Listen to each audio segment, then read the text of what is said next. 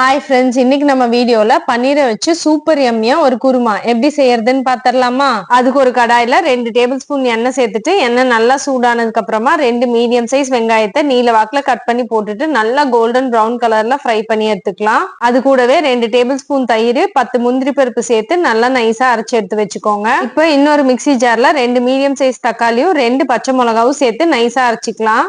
இப்போ ஒரு கடாயில 2 டேபிள் ஸ்பூன் எண்ணெய் சேர்த்துட்டு எண்ணெய் நல்லா சூடானதுக்கு அப்புறமா நம்ம கட் பண்ணி வச்சிருக்க பன்னீர் துண்டுகளை போட்டு 2 சைடும் நல்லா கோல்டன் ப்ரௌன் கலர்ல ஃப்ரை பண்ணி எடுத்துக்கலாம். இப்போ அதே கடாயில 1 டேபிள் ஸ்பூன் எண்ணெய் சேர்த்துட்டு எண்ணெய் நல்லா சூடானதுக்கு அப்புறமா 1 டேபிள் ஸ்பூன் சோம்பு சேர்த்துக்கலாம். சோம்பு நல்லா பொரிஞ்சதுக்கு அப்புறமா நம்ம ஏற்கனவே அரைச்சு வச்சிருக்க தக்காளி விழுதை மட்டும் அதுல சேர்த்து நல்லா வதக்கிக்கலாம்.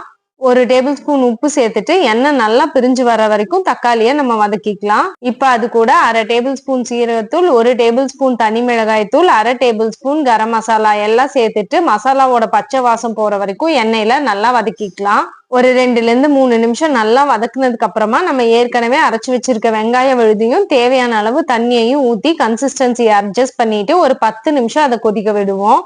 குருமாவோட பச்சை வாசம் எல்லாம் போய் ஒரு 10 நிமிஷம் நல்லா கொதிச்சதுக்கு அப்புறமா நம்ம ஏற்கனவே வதக்கி வச்சிருக்க பன்னீரை அதுல சேர்த்துக்கலாம்.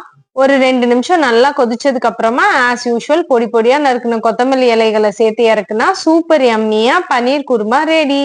இது சப்பாத்தி, ரோட்டி எல்லாத்துக்கும் பெஸ்ட் சைட் டிஷ்ஷா இருக்கும். இன்னைக்கே செஞ்சு அசத்தலாமா? பாய்.